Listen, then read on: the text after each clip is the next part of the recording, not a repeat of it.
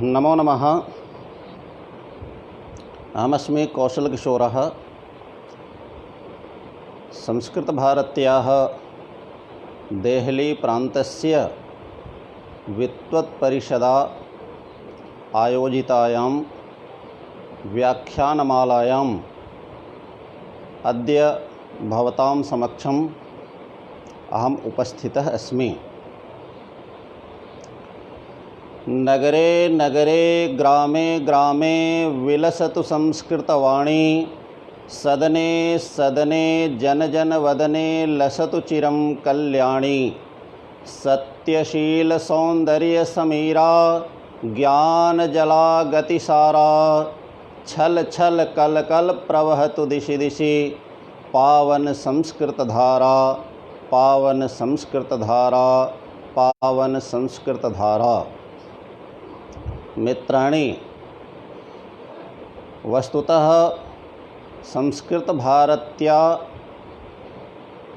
एतस्मिन् विपरीतकाले अपि बहुविधाः प्रकल्पाः प्रचाल्यन्ते।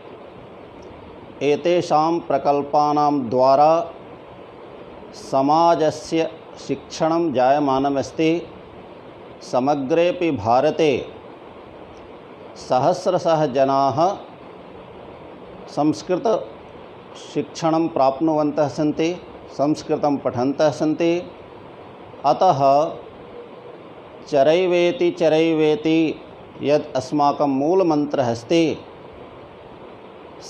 तं मन्त्रम् अधिकृत्य अस्माकं कार्यकर्तारः वयं सर्वेपि निरन्तरं कार्ये संलग्नाः स्मः।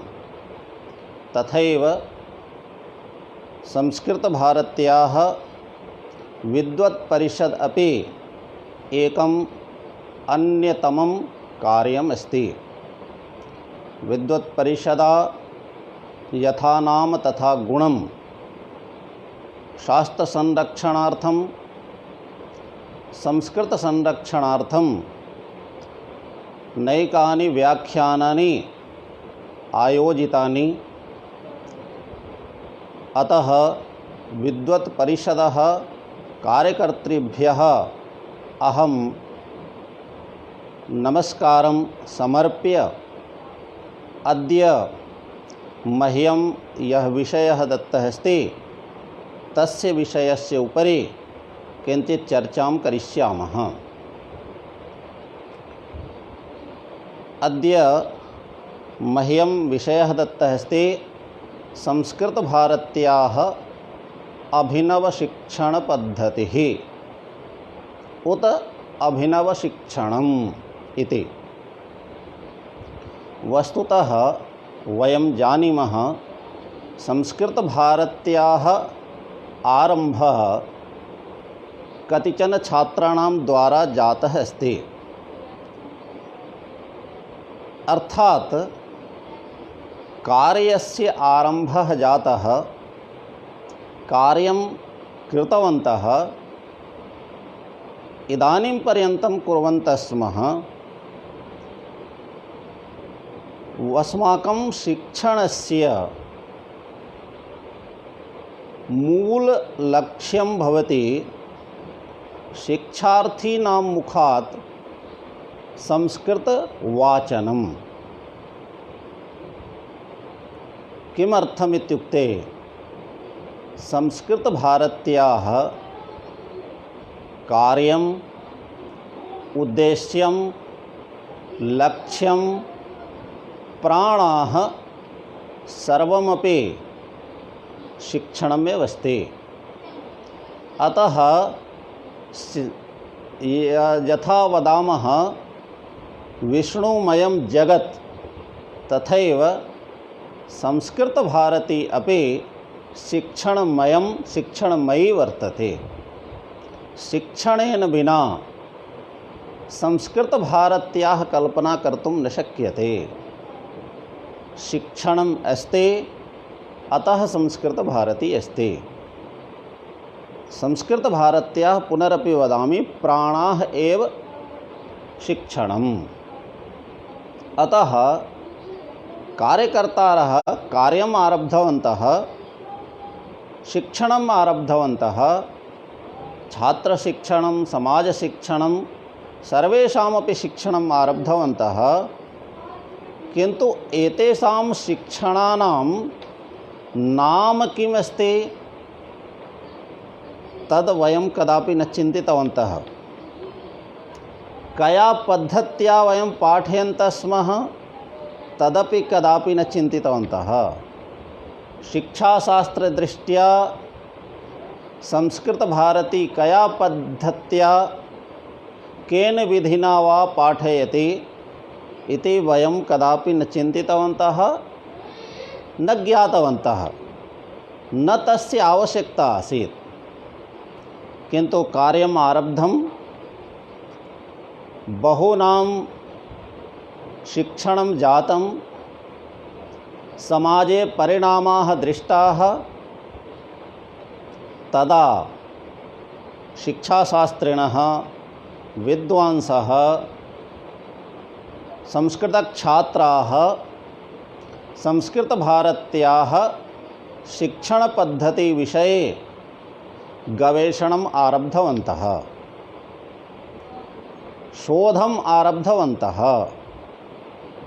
किमस्ति संस्कृतभारत्यां यस्याः शिक्षणद्वारा एतावन्तः जनाः न केवलं संस्कृतछात्राः, न केवलं संस्कृतशिक्षकाः, समाजस्य सर्वेपि जनाः, सर्ववर्गस्य जनाः, शिक्षिताः, अशिक्षिताः, अधीतसंस्कृताः, अनधीतसंस्कृताः, सर्वेपि संस्कृतेन भाषणम् आरब्धवन्तः इति शिक्षा जगतः कौतूहलस्य विषयः जातः। आरम्भे तो केषाञ्चन जनानां संस्कृतभारती विषये बहु अधिक गभीरता न आसीत्।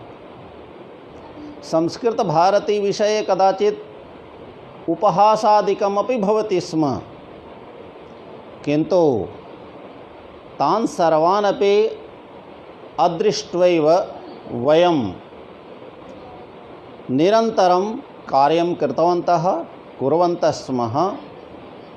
किन्तु यदा समाजे परिणामः आगतः, परिणामः दृष्टः, तदा शिक्षाजगतः जनाः अपि संस्कृतभारती विषये गभीरतया चिन्तयितुं प्रयत्तवन्तः। अतः संस्कृतभारत्याः काचित् एका शिक्षणपद्धति निश्चिता नास्ति, नवा भवितुमर्हति। किन्तु अत्र उक्तम् अभिनवशिक्षणपद्धतिः। अभिनवशिक्षणपद्धतिः नाम अत्र शिक्षायाः प्राचीनपद्धतयः याः सन्ति,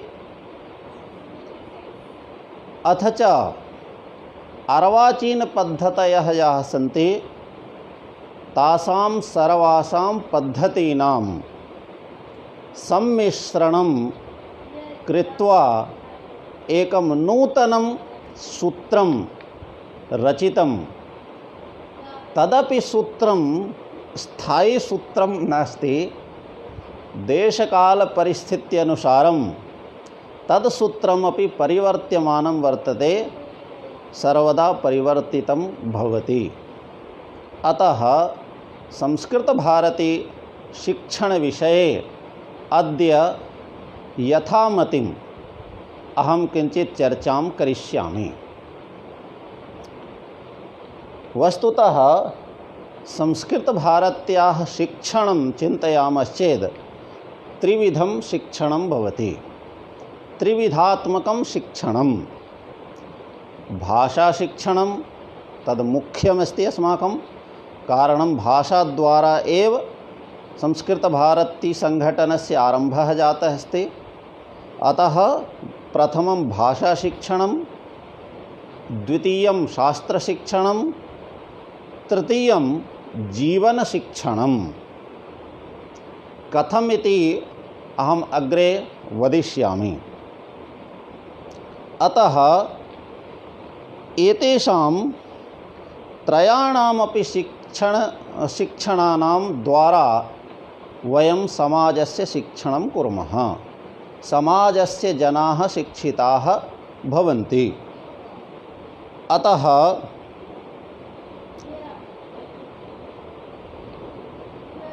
प्रथमम् अस्माकं कार्यकर्तॄणाम् एका धारणा अथवा एकम् अभिज्ञानम् अथवा एकः गौरवपूर्णविषयः तदपि सुनिश्चितविषयः वर्तते संस्कृतमाध्यमेन पाठनम्।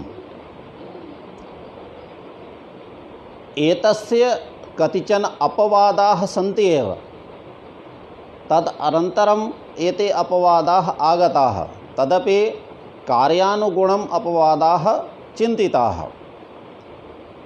उदाहरणार्थं बालकेन्द्रं पूर्णतः संस्कृतेन अधिकाधिकसंस्कृतेन पाठ्यते, किन्तु पूर्णतः संस्कृतेन कदाचित् न पाठ्यते। आवश्यकतायां सत्याम् अन्य भाषाणामपि प्रयोगः भवति। एवमेव पत्राचारद्वारा संस्कृतं, भारतीयभाषाणां द्वारा आङ्ग्लद्वारा तत्र पाठ्यक्रमः निर्मितः अस्ति, पाठ्यते च। अतः अपवादः अस्ति, किन्तु सामान्यतः संस्कृतमाध्यमेन पाठनम् अस्माकं धारणा अपि अस्ति, अस्माकम् आग्रहः अपि अस्ति, अस्माकं लक्ष्यमपि अस्ति। कारणं शास्त्राणि विहाय, शास्त्रशिक्षणं पूर्वमपि संस्कृतमाध्यमेन भवति स्म, इदानीमपि भवति। तद् विहाय अन्यत् संस्कृतशिक्षणं, तद् भाषाशिक्षणं भवतु वा विद्यालयशिक्षणं भवतु वा, अधिकाधिकानां शिक्षणं कथं भवति? तत्तद्भाषाद्वारा, इत्युक्ते क्षेत्रीयभाषाद्वारा जायमानमस्ति। सर्वमपि जायमानमस्ति इति न वदनस्मि, किन्तु अधिकाधिकं जायमानमस्ति। वयं वदामः संस्कृतं संस्कृतमाध्यमेन किमर्थं न? हिंदी भाषा हिंदी माध्यमेन पाठ्यते, उर्दू माध्यमेन पाठ्यते, तमिल माध्यमेन पाठ्यते, उड़िया माध्यमेन पाठ्यते। तर्हि संस्कृतं संस्कृतमाध्यमेन किमर्थं न पाठ्यते? किं पाठयितुं न शक्यते वा? पाठयितुं शक्यते, वयं कृत्वा दर्शितवन्तः। सरलया पद्धत्या कथं पाठयितुं शक्यते इति वयं दर्शितवन्तः। अतः संस्कृतमाध्यमेन संस्कृतपाठनम् इति अस्माकं मूलभूतधारणा वर्तते। आरम्भे तो जनाः वदन्ति स्म, एवं कथं शक्यते? अस्माकं पुरतः स्थिताः छात्राः न अवगच्छन्ति। छात्राः वदन्ति स्म, अस्माकं गुरवः एव न पाठयन्ति, अतः वयं कथम् अवगच्छामः? एवम् आरोप प्रत्यारोपः भवति स्म। शिक्षणं तो स्थानीयभाषया एव भवति स्म। तत्र कारणानि नैकानि सन्ति, तत्र अहं बहु अधिकं न वदनस्मि। अत्र एतदपि स्पष्टं करोमि यद् अत्र कस्यापि उपरि आक्षेपः नास्ति। शिक्षणस्य उपरि वा विश्वविद्यालयशिक्षणस्य उपरि अस्माकं कश्चनपि लेशमात्रमपि आक्षेपः नास्ति, किन्तु यद् वास्तविकं वर्तते तद् वदनस्मि। वस्तुतः भाषाशिक्षणक्रमे कथं नूतनानां शब्दानाम् आवश्यकता भवति, नूतनानां शैलीनाम् आवश्यकता भवति इति वयं जानीमः। कदाचित् विक्रयण व्यापारकारणतः इत्युक्ते यत्र अस्माकं वस्तूनि विक्रेतव्यानि तत्रत्य भाषा आवश्यकी भवति। यत्र व्यापारः करणीयः, यत्र उद्योगः करणीयः तत्रत्य भाषा आवश्यकी भवति। एवमेव संपर्कसाधनानां कारणतः अपि तत्र नूतनशब्दानाम् आवश्यकता भवति भाषायां। संपर्कसाधनानि इत्युक्ते वयं दूरभाषया सम्भाषणं कुर्मः अथवा विभिन्न अस्माकं साधनानि आगतानि तेषां कथं प्रयोगः भवति, तेषु यानि यन्त्राणि सन्ति तेषां नाम किम् अस्ति इत्यादि इत्यादि। केवलम् अहं संस्कृतविषये न वदनस्मि, भाषाविषये वदनस्मि।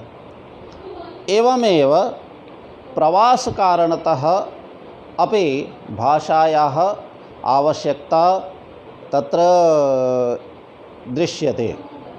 चिन्तयतु, कश्चन हिन्दीभाषी क्षेत्रतः जनः यदि दक्षिणप्रदेशे उत नार्थ ईस्ट प्रदेशं गच्छति तत्र सः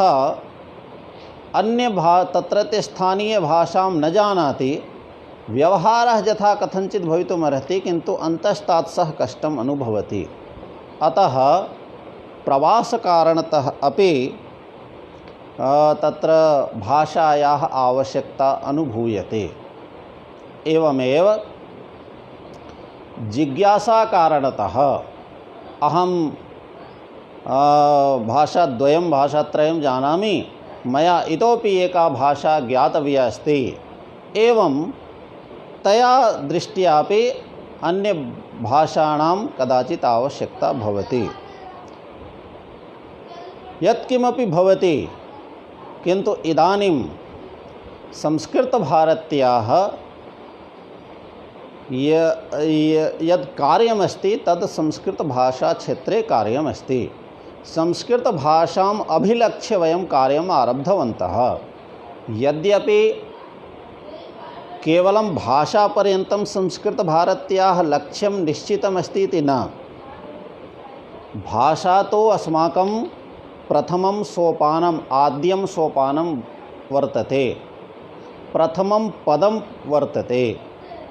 वयं गत 30 वर्षेभ्यः 40 वर्षेभ्यः प्रथमं सोपानं सामान्यतः साधितवन्तः। अनन्तरं यथा पूर्वं उक्तमासीत् शास्त्रशिक्षणं, तो सम्भाषणात् शास्त्रं प्रति इदानीं प्रचुरमात्रायां शास्त्रसंरक्षणस्य विषये अस्माकं बहवः प्रकल्पाः, बहवः आयामाः प्रचलन्ति। तद्वारा शास्त्राध्ययनं, शास्त्रचिन्तनं, शास्त्रसंरक्षणम् एतत् सर्वं क्रियमाणमस्ति। किन्तु शास्त्रसंरक्षणं, शास्त्रचिन्तनं, शास्त्रपठनमेव अन्तिमं लक्ष्यं वा? नैव। संस्कृतद्वारा भारतस्य पुनर्वैभव प्राप्ति इति अस्माकं संघटनस्य संस्कृतभारत्याः मूललक्ष्यं वर्तते। बहूनि संघटनानि सन्ति, बहव्यः संस्थाः सन्ति, येषां भिन्नभिन्नमार्गाः सन्ति। सर्वेषामपि लक्ष्यं तु सुनिश्चितं वर्तते, भारतस्य विश्वगुरुपदे तत्र आसीनकरणं। भारतं विश्वगुरुः कथं भवेत्? यथा पूर्वं भारतस्य गौरवमासीत् तादृशं गौरवं कथं भवेत् इति वयं चिन्तितवन्तः। अतः अस्माकं यः मार्गः अस्ति, अस्माकं यत् पन्थः अस्ति, सः मार्गः अस्ति संस्कृतम्। अतः संस्कृतद्वारा भारतस्य पुनर्वैभव प्राप्तिः इति लक्ष्यम्। अतः सम्भाषणात् शास्त्रं प्रति, शास्त्रात् भारतं विश्वगुरुं नेतुम् इति प्रयत्नः अस्माकं भवति। अतः भाषाशिक्षणदृष्ट्या यदि पद्धतीनां विषये विचारं कुर्मः तर्हि विशेषेण प्राचीनपद्धतीनाम् आश्रयणं तु वयं कुर्वन्तः एव स्मः। संस्कृतमस्ति, अतः मूल अस्माकं वैदिककालीनपद्धतयः अस्माकं अङ्गभूताः सन्ति एव। किन्तु आधुनिकाः भाषावैज्ञानिकाः भाषाशिक्षणविषये किं कथयन्ति एतस्मिन् विषये वयं किञ्चित् विचारं कुर्मः। फ्रेञ्च शिक्षकः भाषाविद् श्रीमान् मार्सेल् महोदयः कथयति, भाषाशिक्षणदृष्ट्या, भाषा अधिगमदृष्ट्या सर्वतो उत्तमा पद्धति यदि कापि अस्ति, सा पद्धति अस्ति शिशोः मातृभाषा अधिगमन पद्धतिः। यथा शिशुः मातृभाषायाः अधिगमं करोति तथैव भाषायाः शिक्षणम् अस्माभिः करणीयम्। स्पष्टम्? अतः एषः महोदयः मातृभाषा परम्परा या अस्ति तस्याः परम्परायाः विषये एषः वदन् अस्ति। एवमेव एफ् गोविन् कश्चन भाषाविद् अस्ति, सः अपि वैदेशिकः।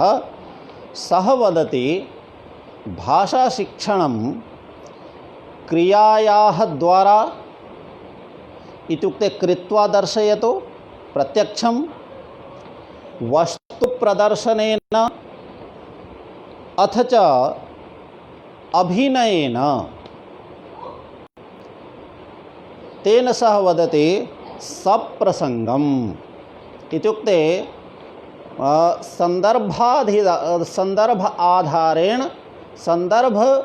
आधारित वार्तालापः शिक्षणम् इत्यादिकम्। अतः एफ् गोविन् महोदयस्य अनुसारं प्रत्यक्षपद्धतिः भाषाशिक्षणदृष्ट्या अत्यन्तम् उत्तमा पद्धतिः वर्तते। एवमेव वयम् इज्रायेल् देशस्य विषये जानीमः। इज्रायेल् देशस्य इदानीं राष्ट्रभाषा अस्ति हिब्रू। हिब्रू भाषायाः कदाचित् स्थितिः बहु सम्यक् न आसीत् इज्रायेल् देशे। हिब्रू भाषां वदति चेत् तत् दण्डनस्य प्रावधानम् आसीत्। हिब्रू भाषा उच्यते चेत् पापस्य कारणं भवति इति तत्रत्य जनमानसे एका धारणा आसीत्। तया दृष्ट्या पश्यति चेत् भारते संस्कृतस्य स्थितिः बहु उत्तमा वर्तते। भारतस्य पठनपाठन परम्परा अस्ति। लक्षशः जनानां मुखे भाषा जीवति। सहस्रशः कुटुम्बानि, संस्कृतकुटुम्बानि सन्ति। किन्तु हिब्रू भाषायाः तद्वत् स्थितिः न आसीत्। किन्तु कतिपय जनाः दृढसङ्कल्पेन अभियानम् आरब्धवन्तः, समाजशिक्षणस्य आरम्भं कृतवन्तः।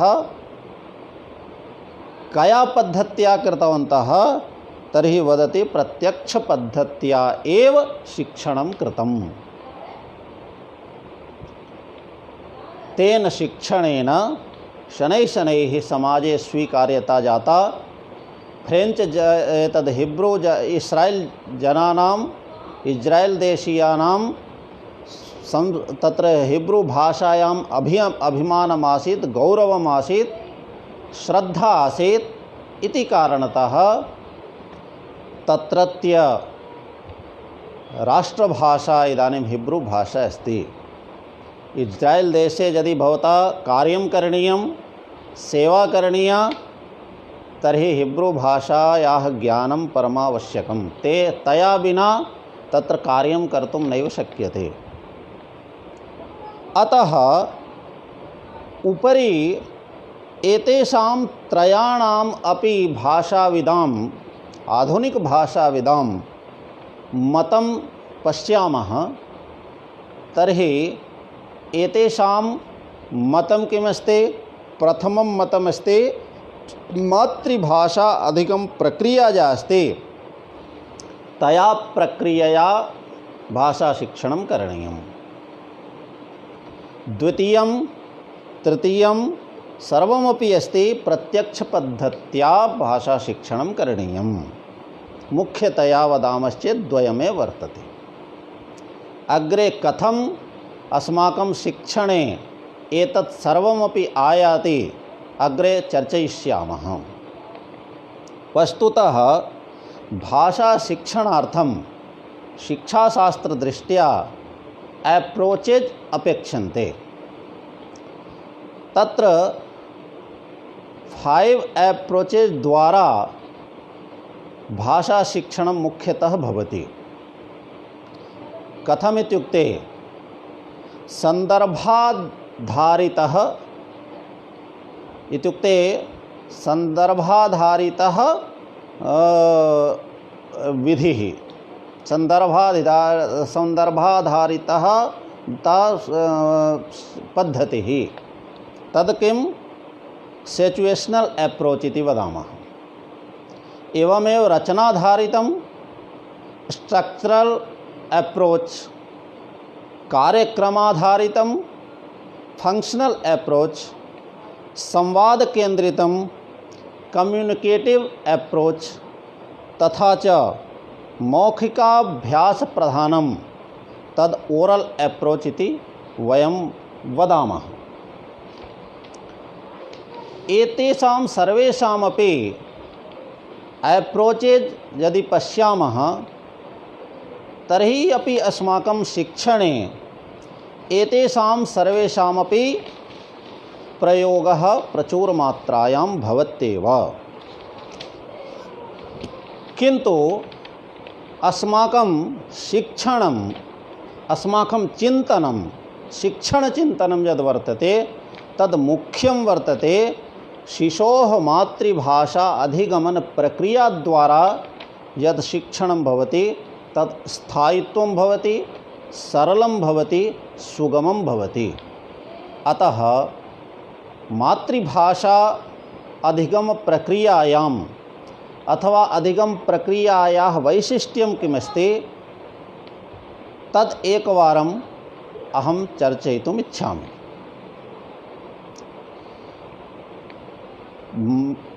वयं जानीमः शिशुः गर्भे यदा आगच्छति तदारभ्य एव तस्य भाषाशिक्षणम् आरब्धं भवति, भाषाशिक्षणम् आरप्स्यते।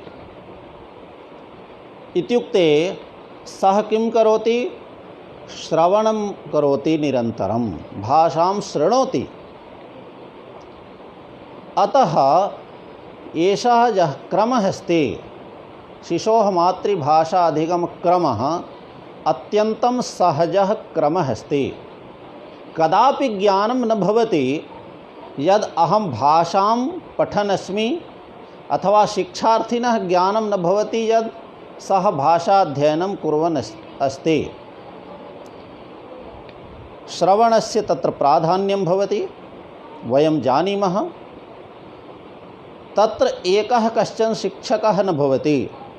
शिशुः यदा शिशुरूपेण भवति अथवा बालरूपेण भवति तर्हि केवलं माता भाषायाः शिक्षणं करोति वा, पिता करोति वा, केवलं कुटुम्बजनाः कुर्वन्ति वा? नैव।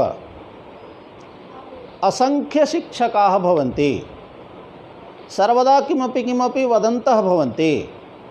लक्षशः वाक्यानि सः शृणोति षण्मासपर्यन्तम्, एकवर्षपर्यन्तं। तदा तस्य वक्तुं धैर्यं भवति। अतः एकः शिक्षकः न भवति, नैके शिक्षकाः तत्र भवन्ति।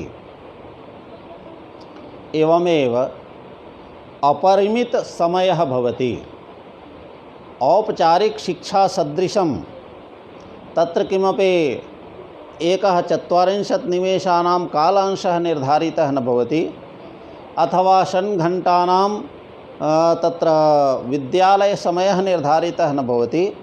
तत्र तो निरन्तरं भाषाशिक्षणं भवति, अतः समयस्य तत्र काचित् सीमा न भवति। पुनश्च अनिवार्यतया इदानीमेव पठनीयम्, एवमेव पठनीयं, भवतः स्थितिः एतादृशी भवेत् तद् किमपि न भवति, अनिवार्यत्वं तत्र किमपि नास्ति। एवमेव स्तरानुगुणं व्यवहारः भवति। स्तरानुगुणं व्यवहारः नाम तत्र शिशुः स्तरम् आगत्य परिवारजनाः तेन सह सम्भाषणं कर्तुं प्रयत्नं कुर्वन्ति। यथा शिशुः भाषते, यथा शिशोः ध्वनिः भवति, तद्वद् वक्तुं परिवारजनाः प्रयत्नं कुर्वन्ति। एवमेव युगपत् श्रवणमपि भवति, दर्शनमपि भवति। माता अंके स्वीकृत्य चंद्रं दर्शयति, चंद्रस्य नाम वदति, तद् किमपि उपमा दत्वा चंदा मामा इति उक्त्वा दर्शयति। इत्युक्ते श्रवणमपि कुर्वन् अस्ति, पश्यन् अपि अस्ति। जलम् आनयति तर्हि तस्य नाम वदति, भोजनं कारयति, उक्त्वा कारयति। अतः श्रवणं दर्शनम् एतद्द्वयमपि युगपत् भवति। पाठ्योपकरणानि अनन्तानि भवन्ति। पाठ्यक्रमस्य यावत् योगदानं भवति शिक्षणे, ततोप्यधिक योगदानं भवति पाठ्योपकरणानाम्। अतः शिशोः मातृभाषाधिगम प्रक्रियायां पाठ्योपकरणानि असीमितानि भवन्ति। गृहस्य सर्वेपि सदस्याः तेषां भाषा, तेषां व्यवहारः, तेषां क्रियाकलापादिकं सर्वमपि पाठ्योपकरणरूपेण प्रयुक्तं भवति। गृहस्य सर्वाणि अपि वस्तूनि, पूर्णप्रकृतिः, सृष्टिः सर्वमपि पाठ्योपकरणरूपेण प्रयुक्तं भवति। अतः अनन्तपाठ्योपकरणानि इति वक्तुं शक्नुमः। एवमेव दोषे न प्रयोगे दृष्टि भवति। कश्चन शिशुः बालः दोषं करोति किन्तु वदति, तदा परिवारस्य जनाः किं कुर्वन्ति? हर्षम् अनुभवन्ति। ओहो, प्रथमवारम् एकं वाक्यम् उक्तवान्। तद् दोषयुक्तं भवतु, अस्पष्टं भवतु, चिन्ता नास्ति, किन्तु सः परिवारस्य जनाः अत्यन्तम् आनन्दिताः भवन्ति। आनन्दिताः सन्तः तेषां प्रोत्साहनं कुर्वन्ति। बालस्य प्रोत्साहनं करोति, उत्तमं, बहु सम्यक् उक्तवान् इति वदति। निरन्तरं परिश्रमः परिष्कारः च भवति। एकवारमेव अनुक्षणं बहु श्रमः क्रियते, तेन किं भवति? श्रान्तिः भवति, भारः भवति, मया पठनीयमस्ति इति। किन्तु तत्र निरन्तरं परिश्रमः भवति। तत्र परिवारजनाः ये भवन्ति, शिक्षकाः ये भवन्ति, परिष्कारं कुर्वन्ति। अतः तत्र सर्वदा परिष्कारस्य अवसराः भवन्ति। दोषभीतिः न भवति। अहं वदनस्मि, दोषं करोमि चेत् अन्यः कश्चित् तर्जनं करिष्यति अथवा कश्चित् असम्यक् वदिष्यति, तथा न भवति। दोषभीतिः कदापि न भवति। एवमेव अखण्डं वातावरणं भवति। इत्युक्ते परिवारस्य, समाजस्य अखण्डवातावरणम्। अन्यभाषा श्रूयते एव नहि, अतः अखण्डवातावरणं भवति। निस्सङ्कोचेन व्यवहारः भवति। अन्तिमं यदस्ति तद् अत्यन्तं महत्त्वपूर्णमस्ति। किं? वात्सल्यं भवति। शिक्षकः मातृवत् पाठयति। मित्राणि, इदानीं वयं संस्कृतभारती शिक्षणदृष्ट्या पश्यामः तर्हि तत् किमस्ति, अस्माकं वर्गेषु अस्माकं शिक्षणक्रमः यः अस्ति, शिक्षण साधनानि यानि सन्ति तत्र किं भवति। उदाहरणार्थं वदामि, संस्कृतभारत्याः मुख्यं यद् साधनमस्ति, मुख्यशिक्षणसाधनमस्ति तदस्ति 10 दिवसीयं संस्कृतसम्भाषणशिबिरं 20 घण्टात्मकम्। एतद्द्वारा एव वयं व्यापकम् अभियानं कृतवन्तः। एतद्द्वारा एव अस्माकं शिक्षणमपि जनशिक्षणमपि जातं, जनसङ्घटनमपि जातं, जनसङ्ग्रहणमपि जातम्। अतः मुख्यं साधनम् अस्ति अस्माकं संस्कृतसम्भाषणशिबिरं। शिबिरं यदा गच्छामः, शिक्षकः यदा गच्छति तदा भवन्तः पश्यन्तु तस्य स्थितिः कीदृशी भवति। सः एतावद् विशालस्यूतं स्वीकृत्य शिबिरं चालयितुं गच्छति, शिबिरं पाठयितुं गच्छति। पर्याप्तपाठ्योपकरणानि भवन्ति।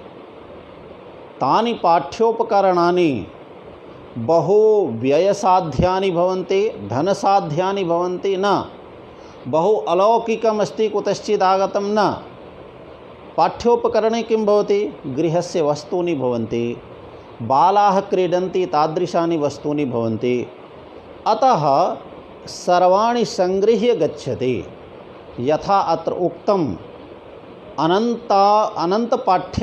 पाठ्योपकरणानि तो यावत् स्वीकृत्य गच्छति, पुरतः उत्पीठिकायां सर्वमपि सिद्धं करोति, उत्तमतया स्थापयति। तद् अतिरिच्य अपि यत्र शिबिरं चालयन् अस्ति, यस्मिन् भवने, यस्मिन् प्रकोष्ठे अथवा यस्मिन् स्थाने, तत्रत्य सर्वाणि अपि वस्तूनि तस्य निमित्तं, शिक्षकस्य निमित्तं, छात्राणां निमित्तं पाठ्योपकरणमेव। अतः सर्वेषाम् आधारेण एव सः पाठनं करोति। एवमेव यथा अहमुक्तवान्, तया भाषया एव पाठनं। ततः पूर्वं श्रवणम् आवश्यकं। शिक्षकः किं करोति, आरम्भे सूचनाः वदति संस्कृतेन, सर्वेषां स्वागतं करोति। केचन ज्येष्ठाः गच्छन्ति, 10-15 निमेषाणाम् उद्घाटनकार्यक्रमं करोति, सर्वमपि संस्कृतेन करोति। पुनः पाठनात् पूर्वं छात्राणाम् एकवारं पुनरपि स्वागतं करोति, संस्कृतगीतं वदति।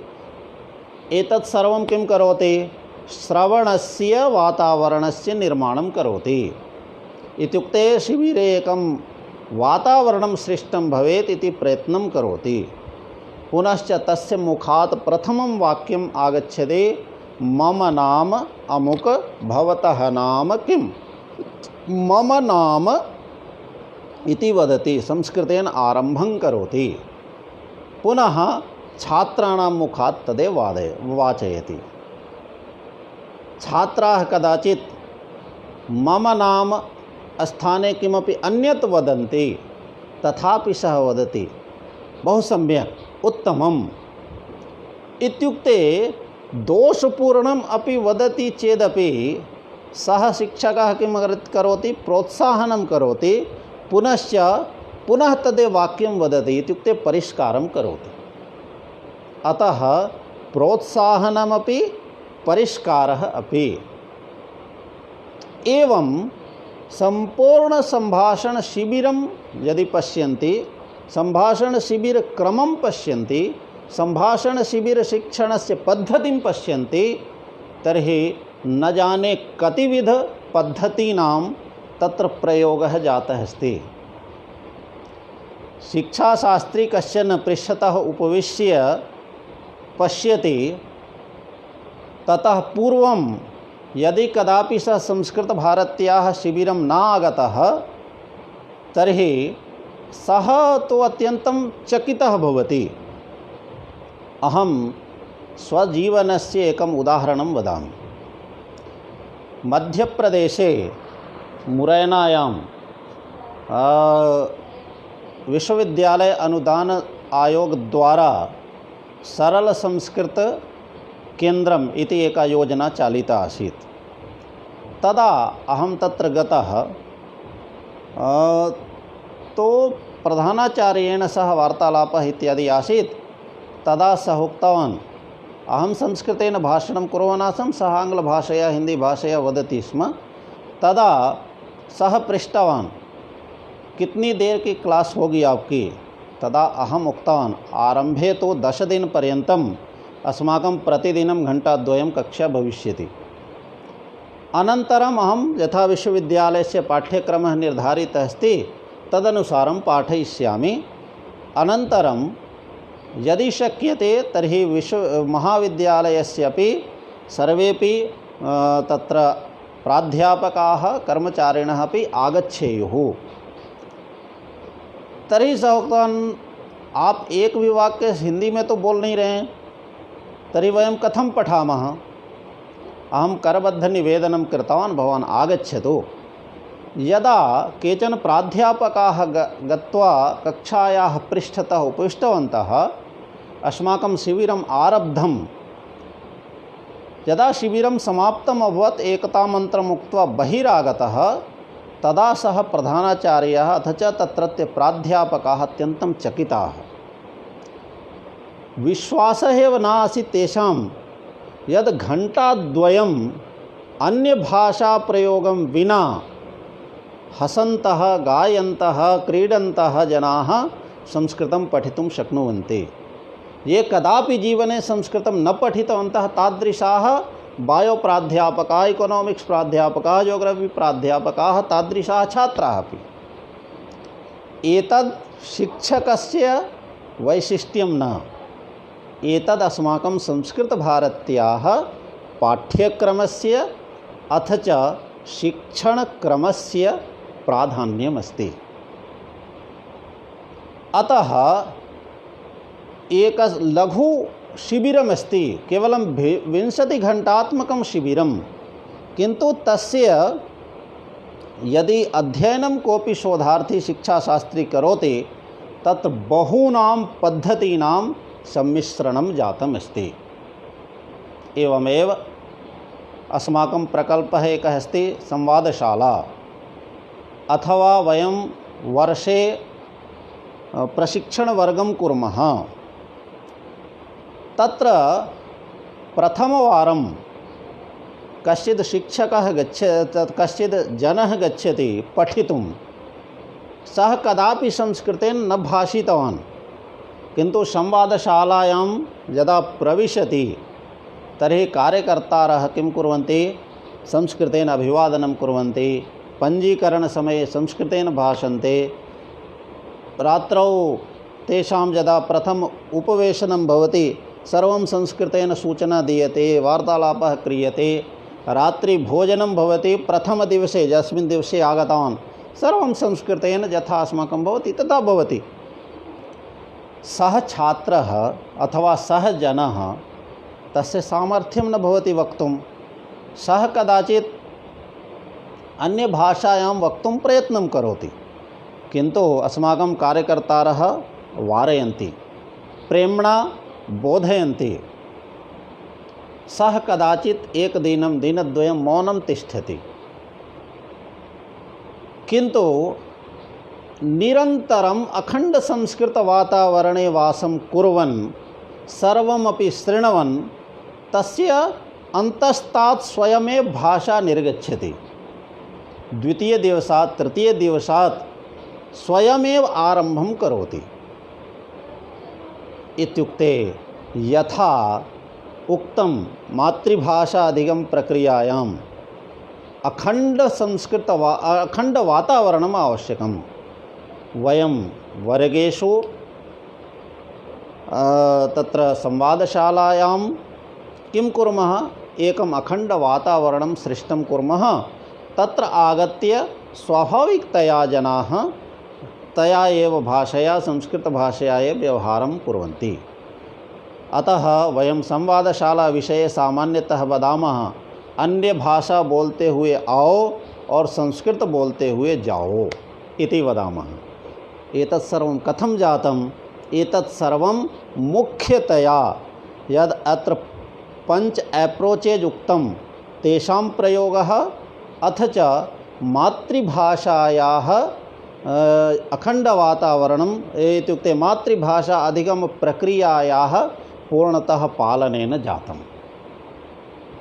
अस्माकं सर्वेषामपि तत्र प्रकल्पानां यदि अध्ययनं कुर्वन्ति, पश्यन्ति सर्वान् प्रकल्पान्, तर्हि मुख्यतया अस्माकं शिक्षणस्य 5 आधारभूताः कार्यक्रमाः सन्ति।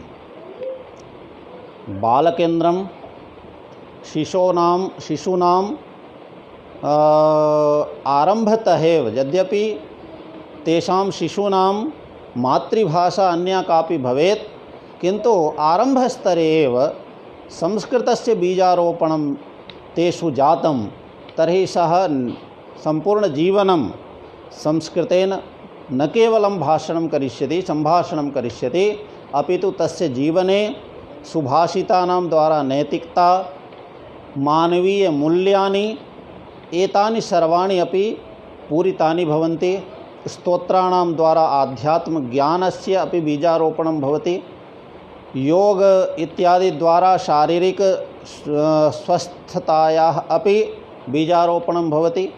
अतः 1 घण्टायाः बालकेन्द्रं, यथा अस्माकम् उपरि अहम् उक्तवान् आसम्, भाषाशिक्षणं, शास्त्रशिक्षणं, जीवनशिक्षणम्। अतः बालानामेव जीवनशिक्षणस्य ततः एव आरम्भः। तेन किं भवति? बालान् प्रापयितुम् अभिभावकाः आगच्छन्ति, तेपि किञ्चित् कालं तत्र उपविशन्ति, क्रियाकलापादिकं पश्यन्ति, शिक्षकः किं किं पाठयति इति पश्यन्ति, तेषामपि तत्र संस्कृतविषये जागरूकता भवति, तेपि पठनस्य आरम्भं कुर्वन्ति, अथवा तेपि गृहे तथैव व्यवहारं कारयन्ति बालानाम्। अतः बालकेन्द्रं प्रथमम् अस्माकम् आधारभूतकार्यक्रमः अस्ति शिक्षणस्य। द्वितीयम् अस्ति सरलसंस्कृतपरीक्षा। वयं जानीमः बहुषु राज्येषु संस्कृतं पठितुं छात्राणां कृते इदानीमपि अवसरः नास्ति। कुत्रचित् आंशिक अवसराः सन्ति। अतः येषां कृते अवसराः सन्ति तेषां कृतेपि, कारणं ते अन्यभाषामाध्यमेन पठन्तः सन्ति, विशेषेण ये अवसरं न प्राप्तवन्तः तादृशानां छात्राणां कृते सरलसंस्कृतमाध्यमेन परीक्षा आयोज्यते। सा च परीक्षा अत्यन्तं सरलपद्धत्या सुगमपद्धत्या भवति। तत्रापि अन्ते यथा शनैः अग्रे गच्छामः तत्रापि सुभाषितं, संस्कारदानयोग्यवाक्यानि इत्यादि भवन्ति। अतः द्वितीयं सरलसंस्कृतपरीक्षा विद्यालये शिक्षणदृष्ट्या। तृतीयम् अत्यन्तं मुख्यं, यस्य अहं चर्चाम् आरम्भे कृतवान्, अस्माकं सङ्घटनस्य प्राणाः किं 10 दिवसीय सम्भाषणशिबिरम्।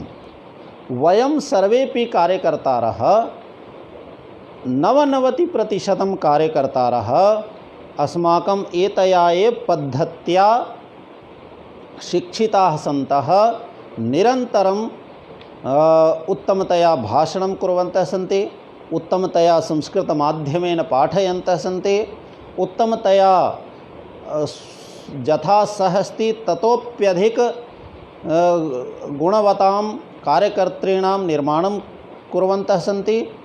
अतः सर्वेषामपि निर्माणप्रक्रिया या अस्ति सा प्रक्रिया सम्भाषणशिबिरद्वारा, सम्भाषणकक्ष्याद्वारा, साप्ताहिकमेलनद्वारा भवति। एवमेव चतुर्थं गीताशिक्षणकेन्द्रं। गीताशिक्षणकेन्द्रम् अद्भुतम् एकं तत्र कार्यम् आरब्धं। गीता पठितुं सर्वेषामपि भारतीयानाम् अत्यन्तम् आन्तरिकी इच्छा भवति, किन्तु कथं पठामः? तो ते किं कुर्वन्ति? अन्यभाषामाध्यमेन टीकाः लिखिताः सन्ति, तद् पठित्वा आनन्दिताः भवन्ति। कारणं संस्कृतम् इति एकं महद्भूत अस्ति इति समाजेन पूरितमस्ति। बहु कठिनं, बहु प्रौढम् इति तथा वातावरणं वैदेशिकैः सृष्टमासीत्, किन्तु वयम् उद्घोषं कृतवन्तः संस्कृतद्वारा गीताद्वारा संस्कृतं, तदपि अत्यन्तं सरलतया पद्धत्या महान् प्रभावः अस्ति। अतः गीताशिक्षणकेन्द्रं पञ्चमम् अस्ति पत्रालयद्वारा संस्कृतं। ये अत्यन्तं व्यस्ताः जनाः सन्ति, गृहिण्यः सन्ति, बहिः गन्तुं न शक्नुवन्ति चेदपि कुत्र पठामि इति कदाचित् ज्ञानं न भवति। अतः एतादृशानां सर्वेषां जनानां कृते, सर्वसामान्यानां कृते भारतस्य 11 भाषामाध्यमेन एतद् पत्राचारद्वारा संस्कृतम् आरब्धं। 5 मूलभूत अस्माकं शिक्षण तत्र आयामाः सन्ति। एतद् अतिरिच्य अपि विभिन्नवर्गाः, अथ च विभिन्नवर्गाः नाम तत्र शिबिरात् आरभ्य शिबिरं, पुनः भाषाबोधनवर्गः, पुनः प्रशिक्षणवर्गः, पुनः प्रगतवर्गः, एवं एतेन क्रमेण अस्माकं भाषातः आरभ्य जीवनशिक्षणपर्यन्तम् एषः क्रमः भवति। इत्युक्ते उदाहरणार्थं वदामि, भाषाशिक्षणस्य आरम्भः शिबिरात् जातम्, अनन्तरं पुनः तस्मिन् इतोपि किञ्चित् भाषायां शुद्धता भवेत्, भाषायां किञ्चित् इतोपि प्रौढत्वं भवेत्, तया दृष्ट्या किं करणीयं? भाषाबोधनवर्गं गन्तव्यम्। इतोपि न केवलम् अहं जानामि, अन्येपि जानीयुः, अहम् अन्येषामपि शिक्षणं करोमि। कारणं वयं जानीमः, यावत् पठनेन लाभः भवति ततोप्यधिकलाभः भवति पाठनेन। अतः सर्वेषामपि शिक्षणं भवतु, तया दृष्ट्या प्रशिक्षणवर्गः, पुनः प्रगतवर्गः इत्युक्ते अस्माकं स्वस्य जीवनशिक्षणं भवतु। उत्तमः कार्यकर्ता अहं भवामि, अहम् उत्तमः भारतस्य उत्तमराष्ट्रस्य नागरिकः भवामि इत्यादि इत्यादि शिक्षणं प्रगतशिक्षणम्, अर्थात् भाषातः जीवनशिक्षणपर्यन्तम् अस्माकम् एषः क्रमः अस्ति विभिन्नवर्गाणां द्वारा। एवमेव एकम् अद्भुतं एकं प्रकल्पम् आरब्धवन्तः। किं? संस्कृतगृहं, संस्कृतकुटुम्बानि। यद् मातृभाषा अधिगमप्रक्रिया यदस्ति तद् पूर्णतः 100% कथं सार्थकं भवेत्? अतः पितरौ इत्युक्ते माता पिता द्वौ अपि संस्कृतभाषिणौ, पुनश्च तयोः द्वारा या सन्ततिः भवति सा सन्ततिः अपि संस्कृतभाषी भवति। एतादृशानि सहस्रशः गृहाणि सन्ति यद् तस्य परिवारस्य, तस्य कुटुम्बस्य सर्वेपि सदस्याः संस्कृतेन भाषन्ते। यः न दृष्टवान् भवति तस्य कृते अत्यन्तं कौतूहलविषयः भवति। कथं वर्षद्वयस्य बालः तोतलीभाषायां संस्कृतेन भाष्यते, कथं संस्कृतेन रोदनं, संस्कृतेन स्वप्नदर्शनं, संस्कृतेन निद्रा, संस्कृतेन गानं, संस्कृतेन भाषणं, संस्कृतेन कलरवः, सर्वमपि संस्कृतेन बालाः कुर्वन्ति। तर्जनं संस्कृतेन, पठनं संस्कृतेन, सर्वमपि संस्कृतेन कुर्वन्ति। एतद् अद्भुत परम्परा या अस्माकं वैदिककाले अस्माकं संस्कृतं जनभाषा आसीत्, तदा एषा परम्परा आसीत्। पुनरपि वयं तां परम्पराम् आरब्धवन्तः। सहस्रशः गृहाणि संस्कृतगृहाणि सन्ति। पुनश्च एतया पद्धत्या पाठनेन अनेक संस्कृतग्रामाः निर्मिताः। बहवः ग्रामाः संस्कृतग्रामनिर्माणप्रक्रियायां सन्ति। अतः एतेषां द्वारा वयम् उपरि यद् मया आरम्भे उक्तं भाषाशिक्षणं, शास्त्रशिक्षणं, जीवनशिक्षणम् एतत् त्रयमपि वयं क्रमशः कुर्वन्तः स्मः। एतेषां पद्धतिः का अस्ति, एतेषां विधिः कः अस्ति इति तु शिक्षाशास्त्रिणः जानेयुः। पुनश्च एतेषां प्रभावः कः अस्ति एतस्य अपि प्रमाणभूतः समाजः एव। संस्कृतभारती आरम्भतः पूर्वं संस्कृतभाषादृष्ट्या संस्कृतव्यावहारिकभाषादृष्ट्या का स्थितिरासीत्, इदानीं का स्थितिः अस्ति इति वयं स्वयमेव मूल्याङ्कनं कर्तुं शक्नुमः, भवन्तोपि कर्तुं शक्नुवन्ति। अतः इदानीं पर्यन्तं संक्षेपेण अहं किं जातं तत्र 81-90 वर्षात् अद्य पर्यन्तं वयं 1,40,000 शिबिराणि चालितवन्तः। ऑन रिकॉर्ड यद् अस्माकं पार्श्वे अस्ति। एतद् अतिरिच्य बहवः कार्यकर्तारः शिबिराणि चालयन्ति। तेषां केन्द्रपर्यन्तम् अखिलभारतपर्यन्तं सूचना अपि कदाचित् न गच्छति, किन्तु ऑन रिकॉर्ड अद्य पर्यन्तं वयम् एतावन्ति 1,40,000 शिबिराणि चालितवन्तः। तत्र 94 लक्ष जनाः इदानीं पर्यन्तं शिबिरद्वारा लाभान्विताः जाताः। एवमेव पत्राचारद्वारा संस्कृतम् इति योजनया सपादलक्ष जनाः तत्र शिक्षणं प्राप्तवन्तः। एवमेव सरलसंस्कृतपरीक्षा इति योजनया तत्रापि सपादलक्ष जनाः छात्राः परीक्षां लिखितवन्तः। तत्र अस्माकं तत्र पुस्तकानि 300 पुस्तकानि प्रकाशितानि। इदानीं यदारभ्य एतद् करोना महामारी आरब्धा तदारभ्य इदानीं पर्यन्तं 40,000तः अधिकाः जनाः आगत्य संस्कृतं पठितवन्तः, शास्त्राणि पठितवन्तः, स्तोत्रसुभाषितकक्षां पठितवन्तः, स्तोत्राणि पठितवन्तः, संस्कृतेन बालकेन्द्रे पठितवन्तः। एवं एतस्मिन् महामारीकाले अपि 40-50 जनाः शिक्षणं प्राप्तवन्तः।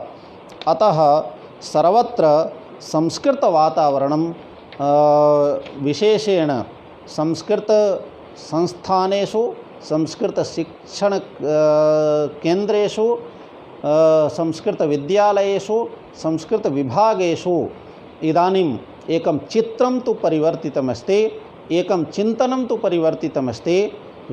सामान्याः जनाः इदानीम् आरब्धवन्तः, भवान् यदि संस्कृतशिक्षकः अस्ति, भवान् यदि संस्कृतछात्रः अस्ति तर्हि निश्चयेन भवता संस्कृतेन भाषणीयं। भवान् संस्कृतशिक्षकः अस्ति, संस्कृतेन भाषितुं न शक्नोति इति सामान्यजनानामपि इदानीं धारणा तत्र परिपुष्टा जाता अस्ति। एतत् सर्वं कथं जातम्, एतत् सर्वमपि चित्रं परिवर्तितं कथं संस्कृतभारत्याः लक्षशः कार्यकर्तॄणां महतः प्रयत्नस्य एतद् फलमस्ति। निरन्तरं कार्यकर्तारः तस्मिन् विषये सर्वदा कार्यं कुर्वन्तः सन्ति। वयम् अग्रेपि कार्यं कुर्वन्तः भवामः। शिक्षणपद्धति या अस्ति, यथा अहम् आरम्भे उक्तवान्, एषा किमपि स्थायी शिक्षणपद्धतिः नास्ति।